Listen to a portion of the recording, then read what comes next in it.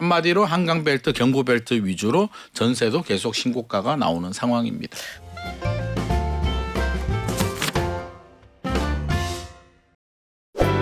한 주간의 집값 흐름과 부동산 현안, 부동산경제연구소 김임란 소장이 전합니다. 안녕하세요. 안녕하세요. 소장님, 청취율 조사 전화가 만약에 소장님한테 왔다 하면 정답이 뭐죠? 목돈연구소? 그럼요. SBS 박연미의 목돈연구소 풀네임으로 얘기해 주셔야 돼요. 풀네임으로 얘기를 그렇죠. 해야 돼요? 제일 좋아하는 코너는 뭐다? SBS 목돈 박연미의 목돈연구소. 이렇게 하시면 안 돼요, 안 여러분. 돼요? 자, 이게 주간식인가요? 안계영님, 주간식이에요. 어렵네. 계영님, 청취율 조사 받는 게 내 주식 오르는 것만큼 어렵네요. 전화만 왔다 하면 SBS 박연미의 목돈연구소 듣는다 말할 텐데 목 빠지게 기다리고 있어요. 이쪽으로 전화 주세요. 이게 랜덤인가요? 랜덤이죠. 소장님한테 갔다 하면 전 뭐 철석같이 믿고 있어도 되죠. 저한테 한번 전화 주면 참 좋을 것 같습니다. 그래요. 2026년 새해 첫 부동산 시장 통계가 나왔습니다. 주간 동향 어떤가요? 일단 12월 5주차 한국 부동산은 주간 동향인데요. 큰 변화는 없습니다. 12월 4주차가 0.21%, 서울 아파트 매매의 상승률입니다. 12월 5주차도 0.21이니까 연말은 그냥 멈춰 있었다라고 좀 보시면 될 것 같고요. 연초 분위기가 중요하긴 한데 연초도 당장 크게 변동이 있을 만한 시장의 자극은 보여주지 않습니다. 주식시장은 최근에 가장 뜨거운데 부동산은 특별한 이슈 변수가 정부가 1월 중순으로 예정되어 있는 대책이 발표되기 전까지는 이렇습니다. 그래서 어떤 내용이 담기느냐에 따라서 중요한 변수가 될 수 있을 것 같고요. 일단 1월 중순에 발표되는 대책 내용을 좀 지켜봐야 될 것 같습니다. 서초구, 강남구도 전반적으로 비슷한 흐름. 서초구가 0.28%고요. 강남구는 0.2%. 상승은 상승인데 상승폭이 확대되지도 않고 축소되지도 않는 분위기입니다. 인천은 0.03%인데요. 네. 금단 신도시가 있는 서구가 마이너스 0.01% 좀 입주 물량이 나오면서 약세를 좀 보이고 있고요. 송도가 있는 연수구는 0.12%로 인천에서는 상승폭이 좀 확대된 상황입니다. 경기도는 0.1%인데 역시 미분양이 많은 평택시가 마이너스 0.18%, 부천 오정구가 마이너스 0.17% 약세고요.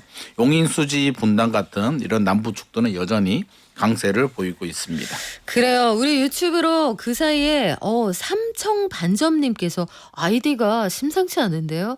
듣자마자 갑자기 배가 너무 고파지는데 청취율 조사 기다리고 있습니다. 소장님 1시간 방송 10분 만에 끝나는 매직 너무 순삭인데 2시간으로 늘려주세요. 2시간으로 늘려주시면 소장님도 오래 계셔야 됩니다. 그래도 좋습니다. 그래요. 우리 같이 가는 거예요. 우리 가족들. 근데 작년 말에 연말 분위기를 내고 있던 12월 마지막 주에도 서울에서는 추운데 연말인데 거래 안 될 것 같은데 아파트 사고 팔고 신고가 행진이 계속됐대요. 특히 송파 대단지 아파트 가격이 30억 원이 넘었습니까? 30억 원이 넘었습니다. 송파 가락시형 아파트를 재건축한 아파트죠. 2018년 12월에 입주한 아파트로 기억을 하고 있는데 9,510세대 대단지 아파트고요. 헬리오시티가 30억을 넘었다고 하는데 일단 뉴스 나온 걸 보게 되면 전용 면적 99제곱미터 그러니까 우리가 38평 공급 면적 38평이 12월에 32억 5천만 원 거래가 됐는데요. 제가 쭉 찾아봤습니다. 그러면 2025년 이제 작년이 됐죠. 1월, 2월에는 얼마가 거래가 됐을까 보니까 6층이 26억 거래가 됐더라고요. 그래서 1년 만에 거의 한 6억 5천, 7억 정도 상승을 한 것 같고요. 그것도 비싼데요. 비싸죠. 네. 그러면 전용 84는 얼마인가 보니까 전용 84도 30억 넘었네요. 11층이 30억 5천만 원.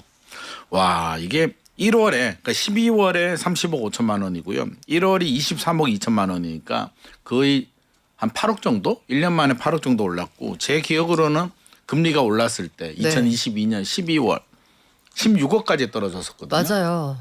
16억이면 30억이면 거의 2배 정도? 3년 만에 2배가 올라가지고 왜 그때 안 샀을까 이렇게 한탄하시는 분들이 좀 많이 나올 것 같습니다. 주택시장이 제가 안정적인 흐름 유지된다라고 했는데 여전히 서울이 0.2% 상승을 하고 있다는 얘기고요. 일부 단지들은 계속 신고가가 나옵니다. 12월 연말 분위기에도 살 사람들은 사더라고요. 헬리오시티뿐만 아니라 도곡동에 있는 지웰 카운티 또 광장동, 현대 파크빌, 송파구 오금동 현대, 행당동, 행당 브라운스톤 다양한 지역에서 계속 신고가가 나오고 있고요. 전세도 신고가가 계속 나오고 있습니다. 분당 파큐브가 전용 139가 25억? 네. 저는 이거 다시 한번 찾아봤는데 맞더라고요. 전세가 25억 거래가 됐다는 이 게 전세 물론 맞죠? 매매 아니고. 전세입니다. 네. 전세가 물론 대형이긴 합니다만 최근에 전세 매물이 없다 보니까 압구정도도 그렇고요. 강남 전반적으로 한마디로 한강벨트, 경부벨트 위주로 전세도 계속 신고가가 나오는 상황입니다. 안 그래도 오늘 아침에 보니까 부동산 통계에서 5개 자치구에 평당 6천만 원 넘는 매매가 보이는 지역이 이제 늘어났다. 양천, 마포 등이 여기에 추가로 포함이 됐던데 신고가가 많이 나오기도 하고 지난해 집값이 많이 올라가면서 서울 아파트 시가총액이 1,832조 원이 됐답니다. 1년 사이에 210조 원 가까이 늘었는데 이게 시가총액이라는 단어를 아파트에다 쓰는 게 좀 어색한 것 같기도 하고 하지만 지역은 예상이 되네요. 역시 강남 서초 이쪽이겠죠? 아무래도 시가총액이라는 게 네. 이게 아파트에 단순히 적용하기가 좀 그렇긴 합니다만 어떻게 됐든지 간에 임대를 제외하고요. 매매가 가능한 서울 아파트 170만 가구의 평균 시세를 이제 다 취합한 자료인데 1,832조 원. 네. 2024년 12월이 1,624조 원이니까 1년 사이에 207조 원 정도가 그러니까 집값이 그만큼 올랐다는 얘기잖아요. 올랐죠. 12.8% 정도. 근데 여기는 역세권에 인기 아파트도 있고 나홀로 아파트도 있으니까 평균이 이렇고요. 역세권이나 재건축 아파트, 신축 아파트들은 훨씬 더 많이 올랐습니다. 구별로 보게 되면 역시나 강남구가 331조 원 정도로 1위를 차지했고요. 2위가 송파구입니다. 236조 원, 3위가 서초구 222조 원인데 왜 송파구가 2위야? 라고 할 수도 있는데 이거는 아파트 세대 수가 많을수록 워낙 대단지가 많죠. 대단지가 많을수록 이게 시가총액이 올라가기 때문에 삼성전자도 주식이 수가 많으니까 시가총액이 높은 거잖아요. 그래서 결국 송파구가 아파트가 많이 있기 때문에 2위를 차지했습니다. 4위가 양천구, 5위가 강동구, 6위가 성동구니까 우리가 일익히 알고 있는 아파트들이 네. 여전히 많이 올랐고 그렇다. 그리고 재건축 아파트가 1.9% 상승했고요. 일반 아파트가 0.53% 상승했으니까 서울에서는 재건축이 상승을 주도하고 있습니다. 야, 부동산만 올라가면 아우 저는 속상해요. 이런 분들도 많으실 텐데 지금 주가를 보니까 코스피 지수가 장중에 4,600 와우. 터치를 합니다. 네. 5천까지 진짜 얼마 안 남았네요. 조만간에 5천 가지 않을까요? 지금 같은 분위기라면. 그래서 그러니까요. 부동산 집값 얘기를 하게 되면 예전에는 나는 집이 없는데 약간 좀 짜증도 나고 상대적인 박탈감을 느꼈는데 요즘 주식이 올라가다 보니까 네. 제 주변에 굉장히 표정이 좋습니다. 표정이 밝아졌어요. 집값 올라도 그래 올랐어 이런 반응이어가지고 저는 한층 마음이 가볍습니다. 그래요. 정부가 원했던 그 머니무브 그러니까 부동산에만 고여있던 돈이 좀 움직이는 것도 같은데 그럼에도 불구하고 한쪽에서는 작년에 30대인데요. 저 생애 첫 집 샀어요. 이런 분들의 비중이 제일 많이 올라갔대요. 맞습니다. 요거 30대가 왜 나는 지금 집을 사야 한다 이렇게 결심을 했을지 궁금한데요. 우리가 이 소식은 여러 번 전해드렸는데요. 2025년 이제 최종 자료가 나왔는데 2025년 1년 동안 서울의 집합 건물, 아파트나 오피스텔을 사신 분들이 6만 1,956명이었다고 합니다.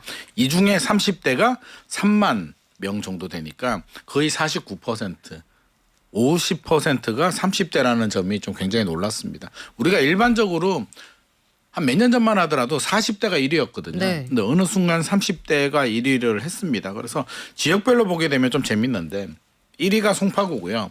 2위가 강서구, 영등포, 노원구입니다. 그러면 이게 매치가 잘 안 되는데 한마디로 우리가 좀 정리를 하면 자금력이 좀 되거나 부모님의 돈, 찬스 이용 가능한 이런 분들은 서초구 강남구는 그래도 너무 비싸니까 송파구로 선택을 하게 되고요. 부모님 찬스라든지 자금력이 좀 부족하신 분들은 강남 3구 용산구는 못 들어가고 강서구 영등포구 노원구 같이 현실적으로 가능한 지역들 아마 한 10억대 정도 플러스 마이너스 알파 가능한 지역들 위주로 30대들이 내 집 마련을 많이 했습니다.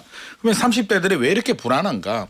제가 30대 때는 아무 생각이 없었는데 집에 대해서 아니 나중에 사면 되지라는 네. 생각을 가지고 있었는데 우린 그때 나중이라는 막연한 희망이 있었잖아요. 그렇죠. 네. 바로 그겁니다. 지금 30대들은 희망을 잘 못 찾겠다고 이야기를 합니다. 제가 만나보게 되면 왜 이렇게 급하냐. 왜 이렇게 사려고 하냐라고 하면 지금의 시기 그러니까 문재인 정부 때부터 해서 여러 번 기다리고 노력을 했는데 계속 집값은 올라가고 내가 돈 모으는 시간보다 네. 속도보다 집값이 더 올라가더라. 목 메이시는 거예요. 지금 청년들 생각하면서. 그랬으면 좋겠는데 감기가 걸려가지고. 아이고 그러시구나. 그래서 아무튼 간에 네. 이 불안한 마음이 기다리면 안 되겠다. 내가 돈 모으는 것보다 능력이 될 때 기회가 될 때 내 집 마련하자라는 절박한 마음에 아마 정책자금 대출을 좀 많이 활용을 한 것 같고요. 네. 부모님 찬스도 좀 많이 활용을 한 것 같습니다.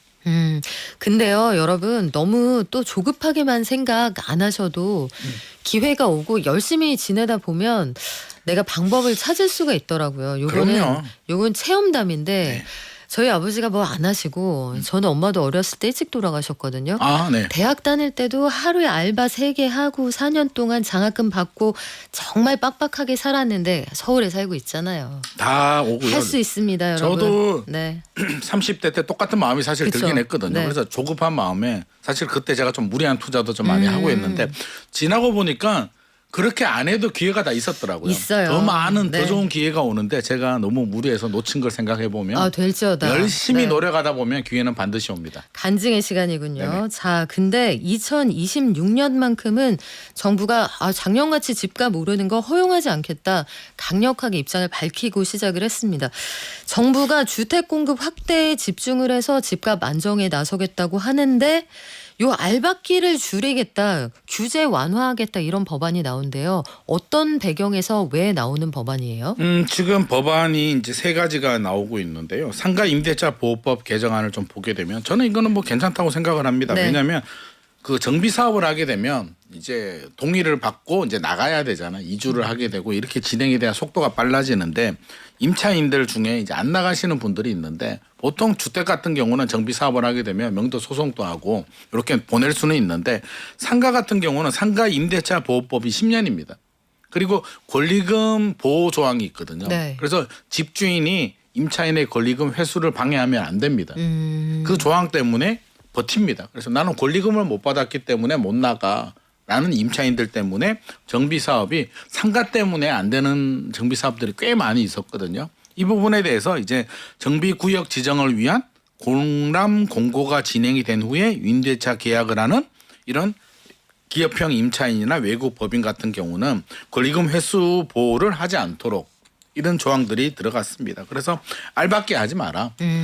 야, 그래도 재개발을 하는데 이제 멸실하고 새롭게 지어야 되는데 맞아요. 권리금 받겠다고 버틴다는 건 사실 그럼 새로운 임차인이 들어오겠습니까? 재개발을 하는데 권리금 주고 안 들어올 거잖아요. 그래서 이게 자칫 해석하게 되면 임차인의 권리를 좀 피해를 주는 것이 아닌가라고 생각하는데 재개발 구역들은 새로운 임차인이 안 들어옴에도 불구하고 권리금 회수 조항 가지고 버티는 분들에 대해서 요거는 이제 잘못됐다라고 이제 개정을 하는 거고요. 네. 도시정비법 개정안도 이제 2개가 나오고 있는데 공공 재건축 등에 적용되는 도시공원 네. 녹지 확보 기준을 완화 특례를 해서 물량을 좀 늘리겠다라는 내용도 들어가 있고 동의가 제일 중요하잖아요. 동의 받는데 진짜 동의도 기본적으로 한 60% 정도는 잘 올라오거든요. 동의 받다가 사실은 사업이 안 되는 경우가 많죠. 많아요. 네. 근데 처음에는 잘 되는데 마지막 남은 몇 명이 그 몇 퍼센트. 몇 퍼센트 네. 때문에 이제 문제가 되는데 그래서 동의율을 조합 설립 동의율을 75%에서 네. 70%로 살짝 내려주는 개정안도 나왔습니다. 저는 이런 거는 좀 바람직하다. 왜? 서울의 입주 물량이 부족하니까 정비 사업 속도를 높이기 위해서 이런 좀 현장의 목소리들을 귀담아 듣는 거는 굉장히 바람직하다고 생각합니다. 그래요. 우리 푸르님 항상 와주시는데 집 보러 다니시는데 보고 났더니 그쪽에서 몇천 올려달라고 한다고. 아이고 그래요. 푸르님 저희도 도와드릴 수 있게 네. 최선을 다해서 좋은 정보 알려드릴게요. 그리고 우리 명선님은 희망 주셔서 감사합니다 하셨고 눈물 또르륵 이런 말씀 주시네요.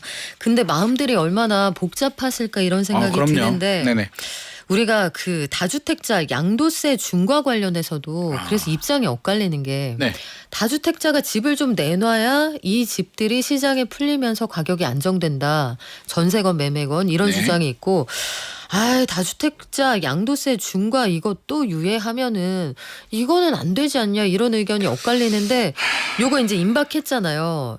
해줄지 말지 네. 어떻게 될까요, 소장님? 이게 의견이 분분합니다. 진짜 분분한데 최근에 그 이슈가 좀 되긴 했습니다. 2026년 경제 성장 전략에서 빠졌어요. 이게 항상 1년씩 2022년부터 1년씩 계속 유예를 해줬거든요. 이게 뜨거운 감자였고 문재인 정부 시절에도 보유세, 종합부동산세를 많이 올렸는데 그럼에도 불구하고 왜 집값이 안 잡혔는가? 그때 문재인 정부 시절에 입주 물량이 10년 내 최대로 나왔단 말이에요.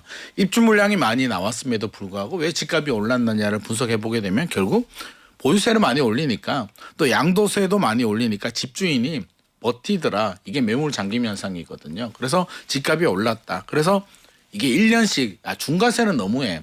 왜냐하면 규제 지역에 3주택 이상을 가지신 분들은 기본 세율이 6에서 45%인데요. 거기에 3주택 이상이면 네. 플러스 30%포인트가 더 붙거든요. 아우. 최고 세율이 75%, 지방 세율까지 하게 되면 82.5%니까 10억이 남으면 7억 정도 세금 내고 3억을 이제 주인이 가져가니까 야 그거는 못하겠다. 동업을 해도 5대5인데 국가가 어떻게 7을 가져가냐. 난 안 팔래. 차라리 자녀한테 증여줄래. 이렇게 매물이 시장에 안 나오다 보니까 공급 부족 현상이 네. 생겼는데 그래서 유예를 했는데 또 반대 목소리도 있잖아요.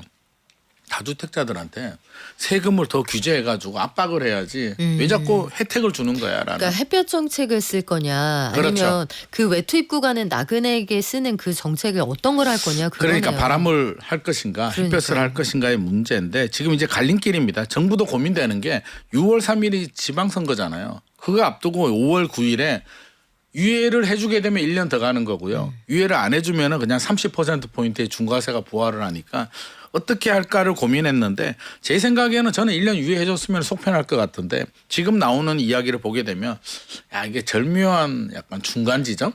어떤 지점이에요 그러면? 중과세를 부과를 합니다. 그러니까 유예를 종료하는 대신에 세율을 좀 내려주자. 30%포인트는 너무한 거 아니야? 라고 해서 10%포인트를 내리는 방안이 지금 검토 중이라고 합니다. 그러면 30에서 20. 2주택은 20%가 10%포인트 정도 붙으니까 네. 살짝 중과세하는. 그러면은 요 정도 나쁘지 되면은 다주택자들이 정말로 매물을 내놓을까요? 이게 이제 고민거리인데 저는 그래도 많이 내놓지는 않을 것 같습니다. 사실 이게 문재인 정부 시절에도 3주택 이상을 20%, 2주택은 10% 하다가 올린 거거든요. 네. 했을 때도 효과가 별로 없었기 때문에 저는 그냥 1년 유예해 주는 게 속이 편할 것 같은데 정부에서 두 가지 입장을 다 고민하다 보니까 이런 안이 나온 것 같고요. 일단 어떻게 할지 재정경제부는 정해진 바가 없다. 항상 하는 얘기인데 네. 이게 1월 중순 정도에는 나와야 되기 때문에 조만간에 한 1, 2주 안에 저희가 공식적인 내용을 전해드릴 수 있을 것 같습니다. 여론의 추이를 좀 보겠다는 건데 네. 우리 희경님이 어떻게 제 마음을 읽으셨어요? 희경님께서 집이 여러 개 있으면 머리 안 아파요. 한 채도 없으니까 그 느낌 모르겠네요 하셨는데 건물 많고 집 많고 이런 관리하기가 복잡할 것 같기도 한데 잘 모르겠네요. 글쎄요. 없어봐서 모르겠습니다. 근데 서울 강남을 관통하는 현대차 글로벌 비즈니스 센터 GBC 사업이 이제는 정말로 첫 삽뜨기 얼마 안 남았나요? 네. 안 남았다고 했는데 또 안 됐었잖아요. 네. 이번엔 진짜 되는 거예요? 이제는 이제 본격적으로 협의를 하고 이제 진행이 들어간다고 합니다. 그 삼성동에 비어둔 그 펜스 둘른 그 땅 얘기하는 거잖아요. 그 땅 이게 그 당시만 하더라도 이게 10조 원이나 와 이게 현대차가 이 한정부지 무리했다고 이게 한국전력 그랬었어요. 맞아요. 부지였는데 10조 원 무리했다라고 했는데 지금 생각해 보니까 야, 너무 잘 산 거 아닌가? 지금 기준에서는 10조가 뭐야? 20조도 아마 못 사는 땅인 것 같은데요. 이게 왜 문제가 됐냐면 원래 이게 롯데타워처럼 이게 100층 이상으로 지으려고 했거든요. 원래 그런다고 해서 서울시가 오케이 했던 거잖아요. 오케이 했는데 네. 현대자동차에서 야 100층은 좀 아니다. 차라리 3개의 동으로 이렇게 100층까지는 아니더라도 3개 동으로 짓겠다라고 했는데 서울시가 안 해주다가 최근에는 이제 합의를 본 것 같습니다. 그래 현대자동차 니들 하고 싶은 대로 해라. 단 공공기여금이 있습니다. 그러니까 이걸 개발하게 되면서 이제 공공기여금이라고 용도지구 변경을 해주면서 이제 기부금을 좀 받는데 기부금이 좀 늘어났어요. 1조 7,400억에서 1조 9,800억으로 한 2조 정도 기부금이 더 늘어납니다. 그래서 결국에는 서울시가 제가 볼 때는 기부금 좀 더 받고 해줘라. 결국에는 100층 이상을 짓기가 힘들겠다라는 생각을 좀 가진 것 같습니다. 그러면 기부금을 받아서 이제 뭔가 공공의 이익을 위해서 이제 사용을 해야 되는데 여러 가지 목적으로 사용이 되는데요. 첫 번째가 그쪽에 보게 되면 지금 GTX-A가 네. 개통이 안 되고 있잖아요. 그러니까요. 전면 개통이. 거기 핵심이 여기 삼성역 영동대로 지하 공간 복합 개발 때문에 안 되고 있는데 여기에 돈을 좀 많이 쏟아붓겠다. 그래서 이 기부금 2조를 받아서 아마 여기에 좀 많이 돈을 투자할 것 같고요. 아쉽게도 우리 잠실 운동장, 야구장 네. 거기가 이제 앞으로는 보기가 힘들어질 수도 있습니다. 왜요? 복합 개발을 합니다. 리모델링 한다고 합니다. 그래서 없어지는 건 아니고 네. 새롭게 이 우리 돈을 지어서 실장님이 감기가 심하셔서 오늘. 네네 이 돈을 받아서 새롭게 리모델링 한다라고 하니까 앞으로는 매우 멋있는 잠실 운동장을 볼 수도 있을 것 같고요. 탄천이라든지 여러 가지 돈을 쓰겠다고 하니까 이게 개통이 되면 또 개관이 되면 아마 삼성동 일대에 또 천지 개벽하는 일이 발생하지 않을까 싶습니다. 관광 명소. 고 일대는 지금도 중심 가고 코엑스도 있고 땅값 비싼 데로 유명하잖아요. 네. 그 봉은사로 일대. 그렇죠. 그러면은 그 동네의 지가나 아파트 가격이 더 올라가는 거예요? 제가 볼 때는 충분히 더 올라갈 가능성이 있을 것 같습니다. 지금 또 그쪽에 코엑스 쪽에 가보면 외국인 관광객들이 막 사진 찍고 네. 난리도 아니더라고요. 근데 이게 개발이 되게 되면 완전히 서울의 한 중심 명소가 될 것 그렇죠. 같아서 광화문과 비슷한 오히려 더 인기 있는 지역이 될 것 같습니다. 그래요. 그럴 수도 있을 것 같은데 지금 보면은 옛날에는 아파트 이름이 진달래 아파트, 개나리 아파트 좀 기억하시는 분 계신가요? 옛날에는 구수한 이름이 많았어요. 왜 다정하고 좋잖아요.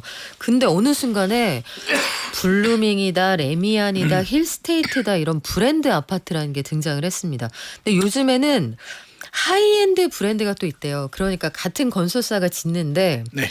여기는 무슨 아파트인데 이 아파트에 제일 좋은 아파트는 그 이름 안 쓰고 거기다가 하나 더 얹어서 새 이름을 쓰는데 우리 아파트도 그 이름을 해줘라. 이 분쟁이 많아요? 최근에 분쟁이 많이 생기고 있는데 저는 당연하다고 생각합니다. 네. 왜 당연하냐면 예전에 기억나세요? 삼성 아파트, 현대 아파트 뭐 이렇게 건설사 이름을 붙였잖아요. 그러다가 나중에 페인트로 쓱쓱 칠하고 그러니까요. 레미안하고 힐스테이트 페인트 하면서 쓱 칠하고 소송이 레미안. 많았어요 그때. 소송도 많았고 네. 건설회사 입장이라면 뭐 브랜드에 대한 가치를 지키기 위해서 인정은 안 해주는데 입주민들이 페인트 쓱 칠하는 걸 가지고 또 소송하기도 어려운 부분이고 했는데 이제 시즌 2인 것 같습니다. 왜냐하면 현대 같은 경우는 힐스테이트잖아요.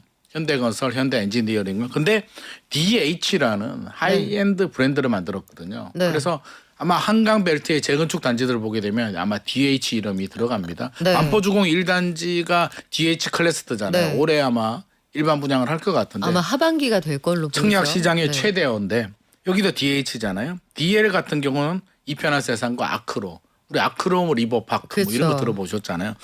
이게 하이엔드 브랜드를 붙이면 집값이 올라가더라고요. 잠실 르엘 네. 이것도 롯데잖아요. 그러다 네. 보니까 주민들은 하이엔드 붙여달라. 시공사들은 안 된다라고 해서 지금 뭐 시공사 교체까지도 발생하고 있다고 합니다. 네, 지금까지 부동산 경제연구소 김인란 소장과 함께했습니다. 고맙습니다. 감사합니다.